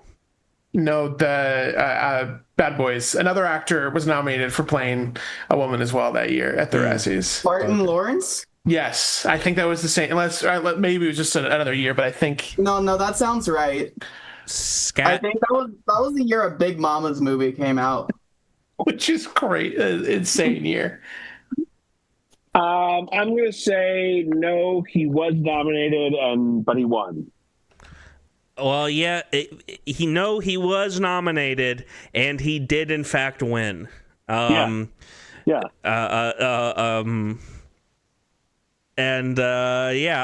up, Luna, we're gonna start with you. Was Stanley Kubrick for The Shining not nominated for Worst Director at the Razzies?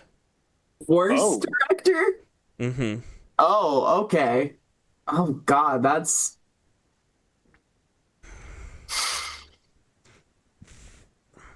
I'm gonna say yes, he was not nominated. Or wait. No, I'm not gonna change my answer. I'm gonna say yes, he was not nominated. I don't know who possibly could have won. That's before my time, so I'll just pass. All right, Daisygreen. I will say no, he was nominated. I have no idea who would have won. Daniel? Are any of these, did you clarify at the beginning, are any of these trick questions, like No. the Razzies didn't exist or anything? Okay. I will say this was the first Razzies. Okay. They made it just to hate on. Well, no, I feel like Kubrick, notably, potentially? everybody knows that famously Shelley Duvall was nominated for Worst Actress at the Razzies that year, and later they actually redacted that nomination. It's like one of the only nominations they've ever redacted, which they should have.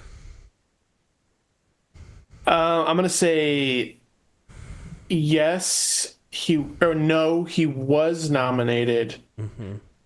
I can't think of a movie that would. I can't think of another. I'll just say he won because I'm not sure what else came out in that era. Or against the Razzies. Yeah, I'll do the same as Daniel. Yeah, no, he was nominated, and he ultimately won. Bri? Funnily enough, I actually think I know this from watching a documentary on Kubrick or something, or The Shining. He was nominated, so what? No, he was nominated. And then Xanadu is what I believe won. I'm gonna give you one extra point for that, not two. Because can you name the director? Oh, and his name, the director. Shit, no, I do not know. I'm gonna give you the point for Xanadu because you are right. It's Robert Greenwald for Xanadu won that year, and no, Stanley Kubrick was nominated for worst. Worst. That's what I said, right? Yes. Yeah. Yeah. Okay. Probably. We're gonna start with you, Daisygreen. Was Citizen Kane not nominated for Best Picture?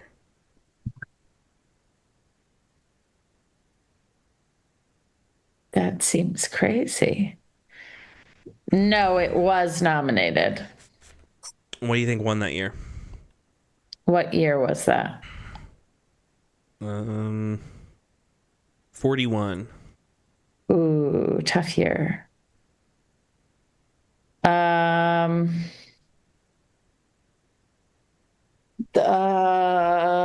This is wrong, but The Best Year of Our Lives, or whatever that one was. Daniel.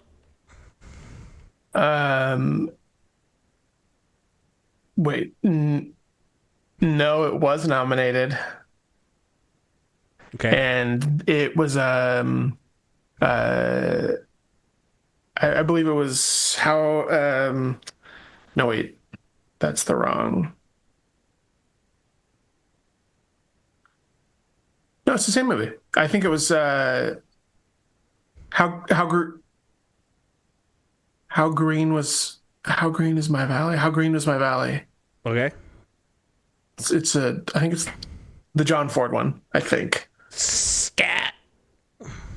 No, it was nominated, but it lost to I'm going to say All the Kingsmen.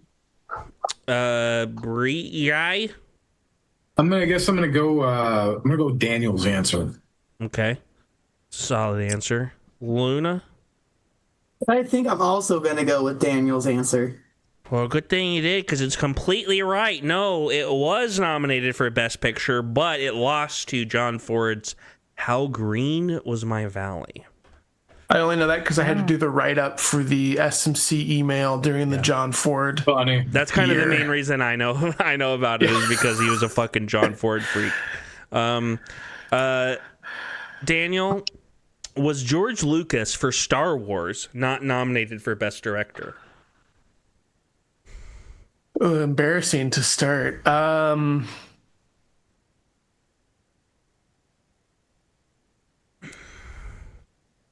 Damn. I don't. George Lucas best director for Star Wars. I just need a yes or a no. I'm gonna say nominated for Star Wars. I'm gonna need a yes or a no. I want to say, yes, he was. No, he wasn't. I don't know. What? No. What are you saying? Are you saying yes or no? I just need yes or genuinely no. don't know what you... I don't think he was nominated. So yes or no? Yes, That means he was not yes, nominated. he was not nominated. He was, yeah. Yes, you're saying yes, he was not nominated? Yes. All right, and who won? Fuck if I don't know. Scott? My brain's failed me. I will say no, he was nominated, but he lost to Woody Allen. For? Annie Hall. Bri? Sure, that sounds great, Scott. Thank you.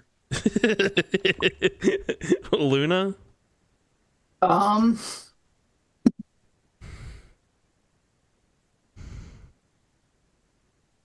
No, I don't. What year did Star Wars come out again? Was that 92? 77. 77.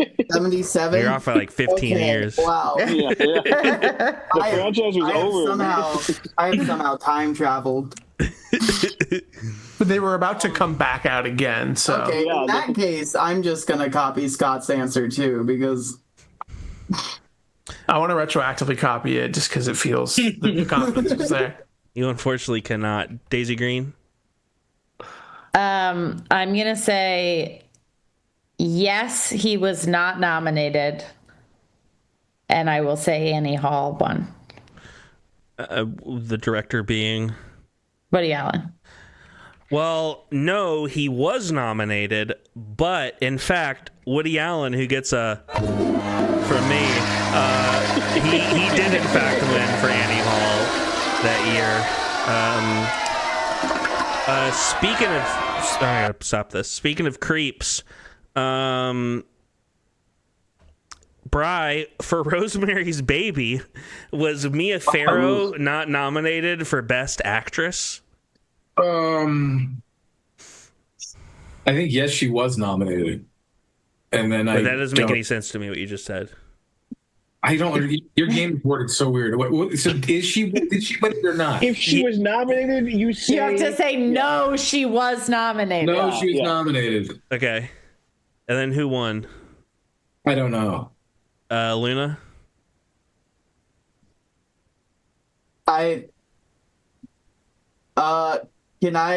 I would like to abstain from this round. I don't know any of the words that are coming out of your mouth. You can at least say yes or no. It's a 50-50 shot for a single point. Okay. In that case, I'll just go with whatever Bri just said. Daisygreen. I think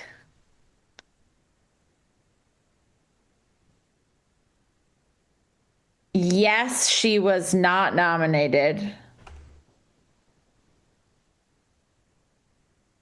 And Barbara Streisand won. Daniel. That my Star Wars redemption attempt is yes, not nominated, and it was two people, Katharine Hepburn and Barbara Streisand. And Scott. I'm just gonna go with Daniel's answer. That sounded pretty good.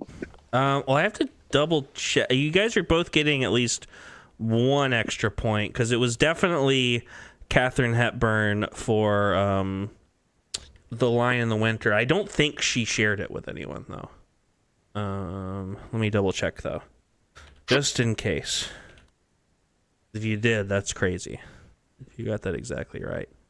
Nope, it's the next Oscars. Let's look at this. Best Actress.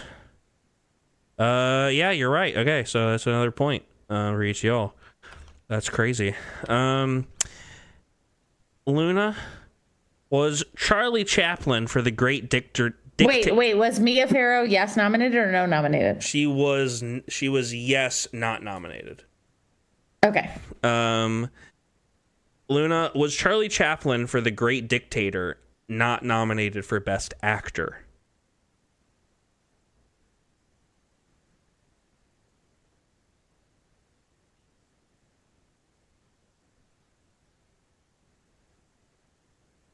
can't imagine many other actors were around during that time period. So I want to say yes.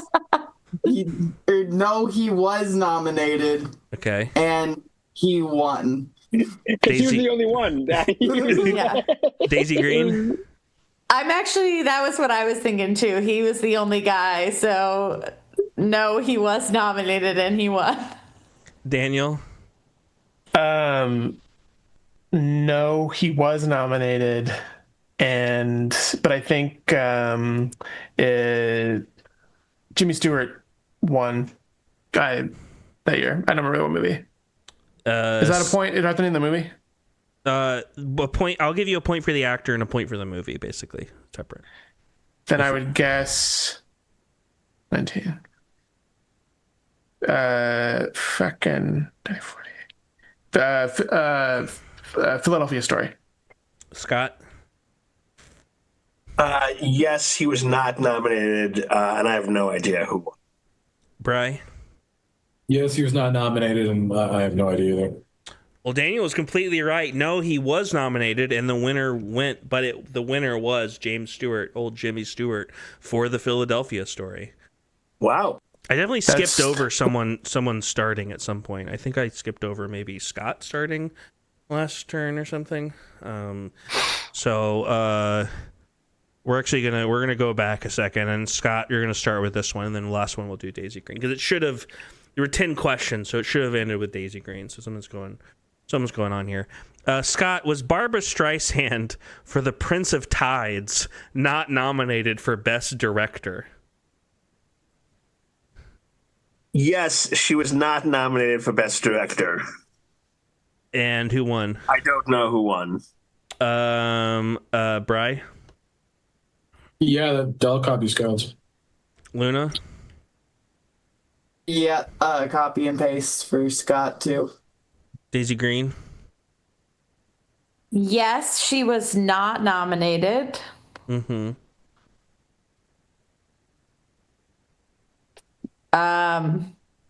No idea who won. And Daniel? Yes, not nominated. Is it cheating? Is it cheating to ask what year? No, people have done that. What year? No one else thought of it. It's 1991. Is that Jonathan Demme for Sounds of Lambs? Daniel, congratulations. You are completely right once again. Everyone was correct that, yes, she was not nominated. In fact, specifically, that movie got nominated for a bunch of awards, including Best Picture. And Billy Crystal actually remarked in like one of his things, like, did this movie direct itself? Which was part. I found this one through a thing about like the discrepancy between like movies directed by women being nominated for Best Picture but not director. But yes, that's the big Greta Gerwig. Yep, yeah, with Little Women, exactly. But yeah, yes, it was Demi for Silence of the Lambs. That was the Silence of the Lambs year, which nice. Lastly, everybody knows these movies. Daisygreen, was Robert Montgomery for Forsaking All Others not nominated for Best Actor? No, he was nominated for Best Actor. Yes, and who won?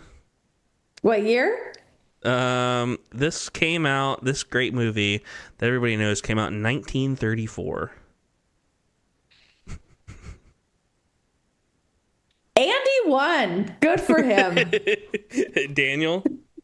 Wait, name one more time. Robert Montgomery for Forsaking All Others, Best Actor.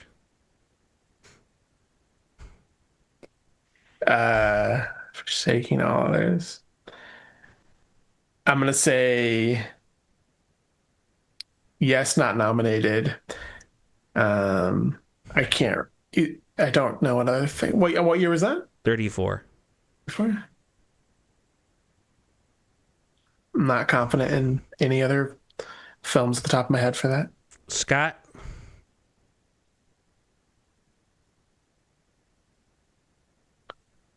What, Scott? No, he was nominated, but he lost to Ryan Seacrest, I think. Famously. Bri? No, he was nominated. And I don't know. Luna?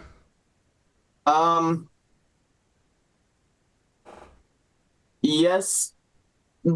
No, he was nominated, and Charlie Chaplin won because he deserves something. Daisygreen? I went. Oh, you already went? Did you already go? Oh, I don't know. I went first. I don't know what's going on. Yes, he was not nominated. Clark Gable won that year for It Happened One Night. I also... Damn. I thought I wasn't going to give my special award away because nobody was making jokes. My special award was for funniest wrong answer. But Scott, right at the end, you clinched it with Ryan Seacrest, so that's an extra 3 points for you, Scott. Hell yeah! And so, but we end with Daniel. You're going to get a gold medal with 21 points. Scott, a silver medal with 19, and Daisygreen, a bronze medal with 16.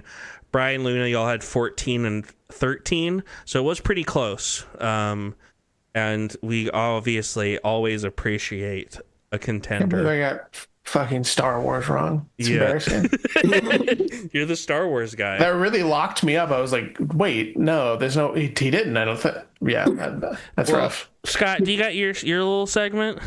Yes. All right, let's go to Scott for... Welcome to Scott's Comic Corner, brought to you by Eric Clapton and the Christmas Adventurers Club. We thought there was something different when we took their money. This week we are talking about Night Fight. It is the spin-off, or I guess the tie-in to DC's big tie-in event called DCKO.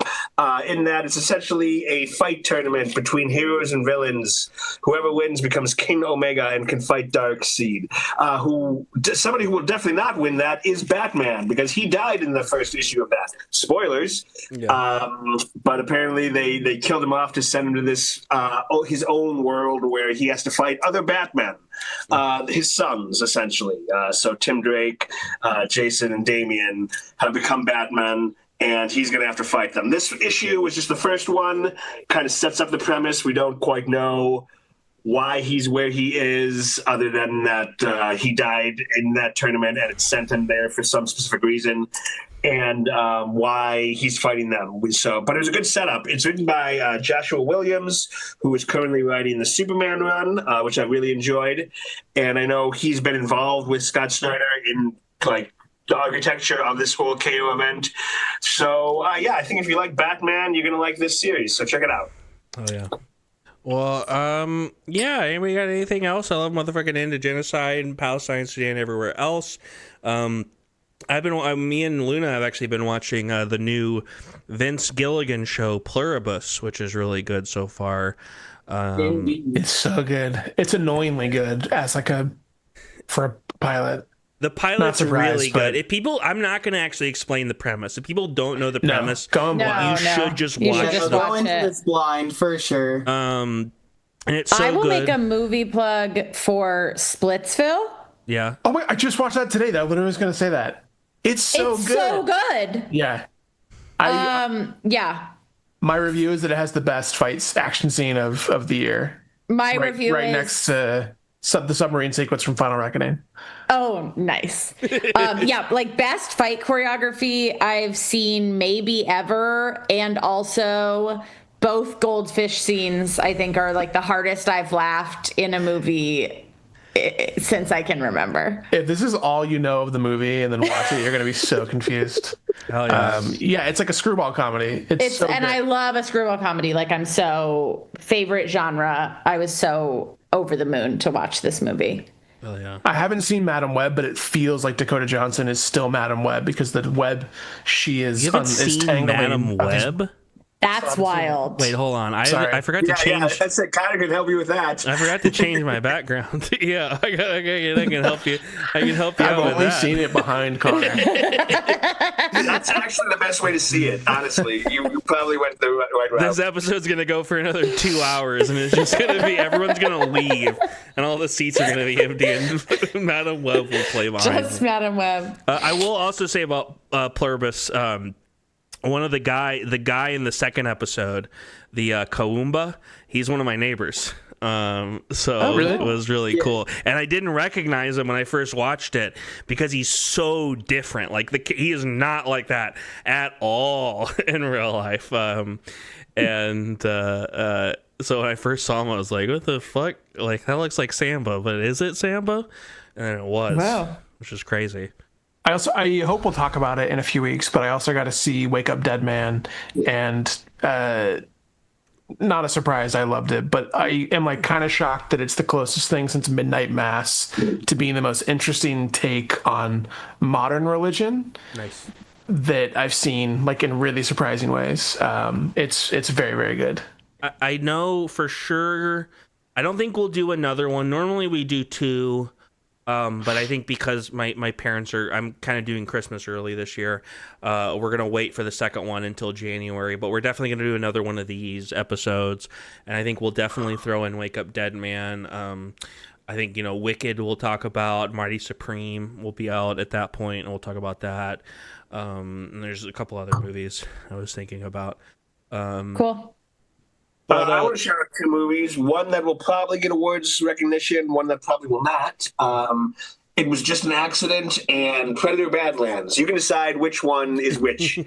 But It Was Just an Accident was excellent. Actually, reminded me a lot of Bugonia. Very similar plot in that it's a kidnapping amongst people who, 1, aren't like professional criminals, and 2, aren't 100% sure if they've kidnapped the person that they should have kidnapped. In Bugonia, that it's like it's an alien, but you don't know whether or not she's actually an alien. In this case, he's an Iraqi soldier who tortured these people, and they're pretty sure he's that soldier, but they are not, because they never got to actually see him. They just recognize his voice and a couple other things. They are not certain whether or not this man is who they think he is. Quite excellent. Really, really, really good. Really worth seeing. And Predator Badlands, I enjoyed. I had a good time. I thought it was fun. I know there's some people who don't. It's not their Predator, or it's not their version of Predator. I was never precious about Predator. Yeah. So to me, it was just some fun, silly Predator shit. Yeah. I liked it. If you give me a movie with a weird little dude, and especially if that weird little dude is kind of ugly, I'm all in. You got me.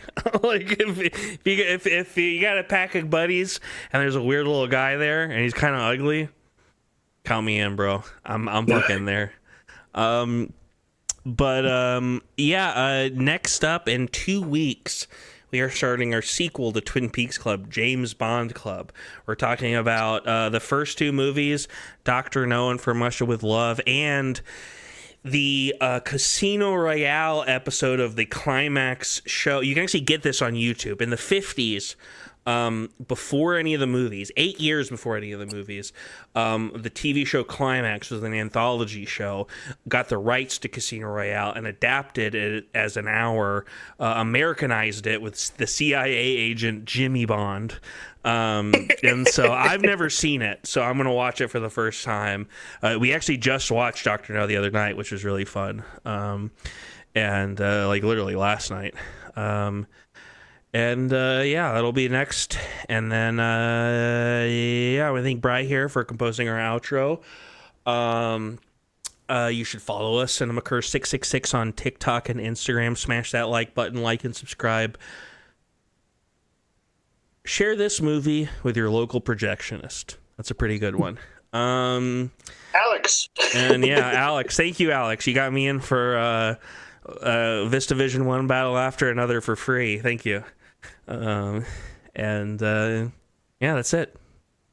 Bye. Bye, everyone. Bye.